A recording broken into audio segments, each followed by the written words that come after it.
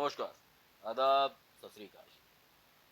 दोस्तों, आजकल मलयालम सिनेमा बहुत चर्चा में है, मगर गलत कारणों से चर्चा में है। कुछ दिनों पहले जस्टिस हेमा की रिपोर्ट आई, उसमें कई तरह की बातें सामने आई और खास करके वो सारी बातें, तकरीबन सारी बातें महिलाओं के शोषण पर आधारित थी। उस रिपोर्ट में यह था कि मलयालम सिनेमा में महिलाओं का बहुत ज़्यादा शोषण होता है, उनको कॉम्प्रोमाइज़ करने के लिए कहा जाता है। यहाँ तक कि महिलाएं जब काम करना शुरू करती हैं तभी से कॉम्प्रोमाइज़ शुरू किया जाता है, उनसे तरह तरह की डिमांड्स रखी जाती हैं, अश्लील तरह की डिमांड्स रखी जाती हैं। बंगाली सिनेमा की सुप्रसिद्ध अभिनेत्री सुपरस्टार श्रीलेखा ने अपने साथ हुई एक घटना का जिक्र किया था, जब मलयालम सिनेमा के मशहूर डायरेक्टर रंजीत ने ऑडिशन लेते वक्त उनका श्रीलेखा का ऐसा कहना था कि उनसे अश्लील हरकतें की थी। अब एक और मलयालम सिनेमा की अभिनेत्री रेवती ने मलयालम सिनेमा के सुपरस्टार सिद्दीकी के ऊपर इसी तरह के आरोप लगाए। और रेवती ने जो आरोप सिद्दीकी के ऊपर लगाए हैं उससे और कहीं ज़्यादा संगीन है। रेवती कहना है कि मैं आप लोगों को बता दूं, सिद्दीकी मलयालम सिनेमा के सुपरस्टार हैं। उन्होंने तकरीबन 350 फिल्मों का 350 फिल्मों में काम किया है। और न सिर्फ हीरो हैं, बल्कि उन्होंने विलेन के रोल करके भी बहुत वाहवाही लूटी है। हर तरह की भूमिकाएं की हैं। एक्टिंग के साथ साथ वो डायरेक्शन भी देते हैं, एक बड़े डायरेक्टर भी हैं, फिल्म प्रोड्यूस भी करते हैं। 1988 में उन्होंने एक हिंदी फिल्म न्यू दिल्ली, जिसमें जितेंद्र हीरो थे, उसमें भी काम किया था। एक लंबे समय से काम कर रहे हैं, कई तरह के पुरस्कार उनको मिले हैं और तकरीबन 4 दशकों से वो सक्रिय हैं, मलयालम सिनेमा में सक्रिय हैं। अच्छा खासा नाम है। इस तरह के आरोप लगने के बाद वो कई तरह की समस्याओं से जूझ रहे हैं। रेवती का कहना है कि सिद्दीकी से उनकी जान पहचान फेसबुक के माध्यम से हुई थी। जब उन्होंने 12वीं पास किया था, 12वीं पास करने के बाद वो उनका झुकाव एक्टिंग की तरफ था, सिद्दीकी से उनकी फेसबुक के जरिए पहचान हुई। तब सिद्दीकी ने फेसबुक पे कुछ चैट्स के बाद उनकी मुलाकात हुई और सिद्दीकी ने उनका शारीरिक और मानसिक रूप से बहुत ज़्यादा शोषण किया, ऐसा रेवती का कहना है।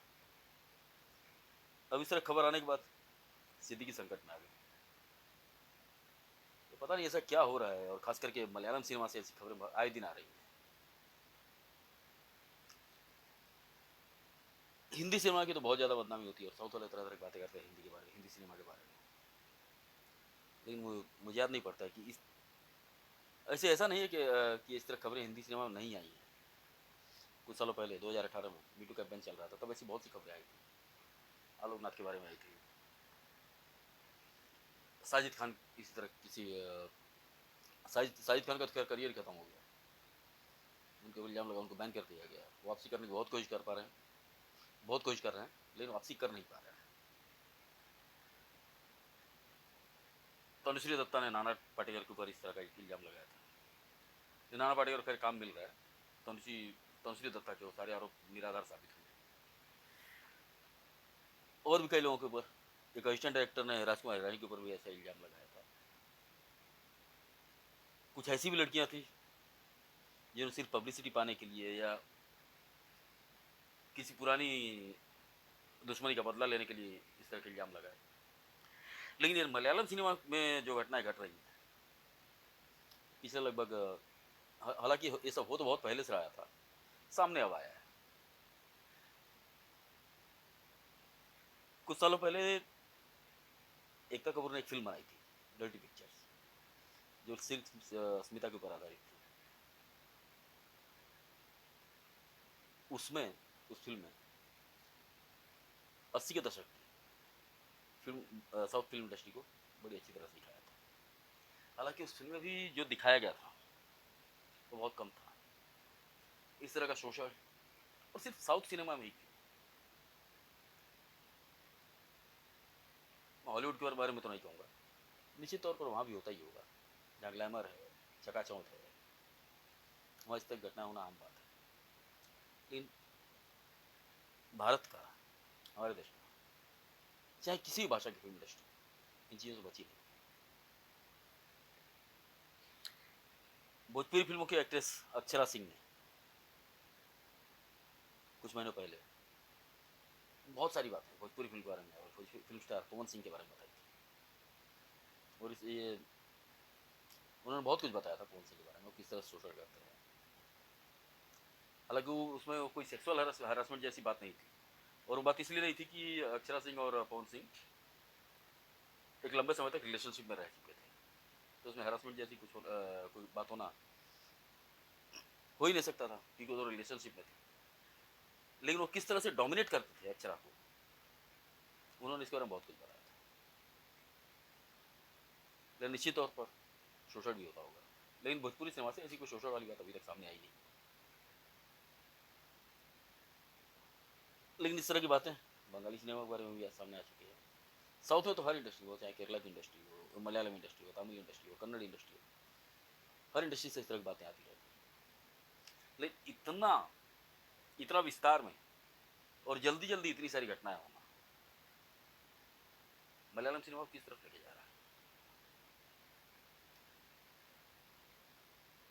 और ये तो इन लड़कियों की मैं बहादुरी कहूँगा, जिन्होंने अपने साथ हुए इस अन्याय के बारे में कहा है। रेवती ने यह भी कहा है कि ये घटना इस घटना की चर्चा मैं तभी करना चाहती थी जब ये सब हुआ था, लेकिन ये सब होने के बाद सिद्दीकी ने जिस तरह से उनका शोषण किया, तो ये सब होने के बाद रेवती कहना है कि मैं एक तरह के अवसाद में चली गई थी। मेरी मानसिक अवस्था ऐसी नहीं रह गई थी कि मैं इस बारे में कुछ बता सकूँ। अब मेरी हालत कुछ नॉर्मल हुई है, मैं मानसिक रूप से, शारीरिक रूप से जब अपने आप को नॉर्मल महसूस कर रही हूँ, तब मैंने इस घटना की चर्चा की है। लेकिन जस्टिस सेवा की जो रिपोर्ट है वो तो जो बताती है वो काफ़ी डरावना है। और ख़ास करके हिंदी फिल्मों की वो एक्ट्रेसेस जो ऐसा सोचते हैं कि साउथ सिनेमा बहुत अच्छा है, साउथ में यह काम करना चाहते हैं, वो ये सोचने पर जरूर मजबूर होंगे कि अब साउथ इंडस्ट्री में कदम रखें या नहीं, ना रखें। मैं खुद हालांकि साउथ में मेरा ऐसा कोई खास संपर्क नहीं है, लेकिन वैसे कई लोगों से संपर्क करना चाहता था, साउथ में कुछ काम मिले। ये सब सामने आने के बाद